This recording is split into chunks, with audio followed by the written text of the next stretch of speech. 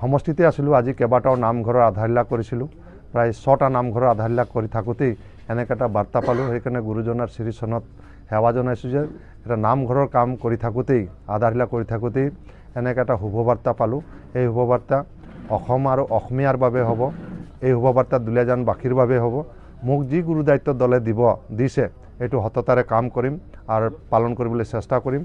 আৰু মই যোৱা 10টা বছৰ দুলীয়াজান সমষ্টিত বিধায়ক হিচাপে কাম কৰোঁতে ক'ৰবাত যদি অজানিতে ভুল ত্ৰুটি হৈছে, কাৰোবাক আচাৰ ব্যৱহাৰতো যদি কিবা ত্ৰুটি হৈছে, নিশ্চয় মই ক্ষমা বিচাৰিম।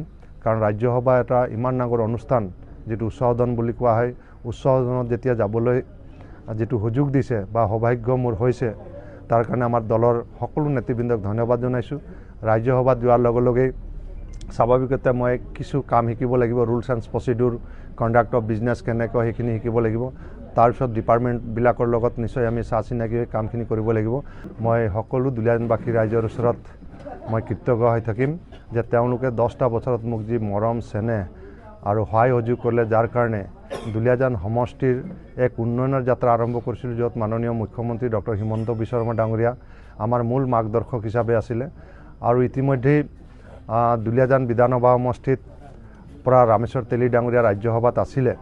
আৰু আমিও আশা কৰিছিলোঁ ৰামেশ্বৰ তেলী ডাঙৰীয়াই ৰাজ্যসভাৰ প্ৰাৰ্থিত্ব পাওক। কিন্তু দলে যিহেতু বিবেচনা কৰি এই অভাজনক প্ৰাৰ্থিত্ব আগবঢ়াইছে, মই দলক ধন্যবাদ জনাইছোঁ। আৰু ইতিমধ্যে মাননীয় মুখ্যমন্ত্ৰী ডক্টৰ হিমন্ত বিশ্ব শৰ্মা ডাঙৰীয়া গোলাঘাটৰ পৰা তেওঁ মিডিয়াৰ যোগেদি দুলীয়াজানবাসী ৰাইজক জনাইছে বা কাৰ্যকৰ্তাসকলক জনাইছে যে অহা বিধানসভাৰ নিৰ্বাচনত দুলীয়াজানৰ পৰা ৰামেশ্বৰ তেলী ডাঙৰীয়া প্ৰাৰ্থিত্ব পাব। স্বাভাৱিকতে ৰামেশ্বৰ তেলী ডাঙৰীয়া 2001 চনত দুলীয়াজান বিধানসভা সমষ্টিৰ পৰা ভাৰতীয় জনতা পাৰ্টীৰ উজনি অসমৰ প্ৰথমগৰাকী বিধায়ক আছিল। তেওঁ 10টা বছৰ ভালকৈ কাম কৰিছিল।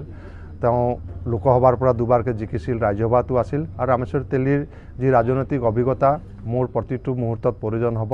ৰামেশ্বৰ তেলী ডাঙৰীয়াৰ লগতে ঘূৰি ঘূৰি মই সামাজিক জ্ঞান বুটলিবলৈ সমৰ্থ হৈছিলোঁ।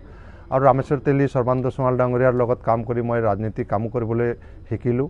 আৰু মাননীয় মুখ্যমন্ত্ৰী ডক্টৰ হিমন্ত বিশ্ব শৰ্মা ডাঙৰীয়া, দিলীপ শইকীয়া ডাঙৰীয়াকে ধৰি যিসকল নেতৃবৃন্দ আছিলে, তেওঁলোকৰ সঘনাই যিবিলাক আমাৰ কথা বতৰা হৈছিল, তেওঁলোকে যথেষ্ট উৎসাহ জনাইছিল।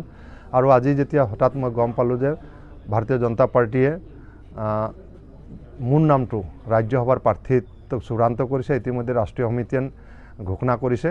আৰু সেইকাৰণে মাননীয় মন্ত্ৰী পীযুষ হাজৰিকা ডাঙৰীয়া মোক অভাৰ টেলিফোনত জনালে যে আপোনাৰ নামটো ৰাজ্যসভাৰ কাৰণে চূড়ান্ত কৰা হৈছে, আপুনি পেপাৰ পত্ৰবিলাক ঠিক কৰিব লাগে।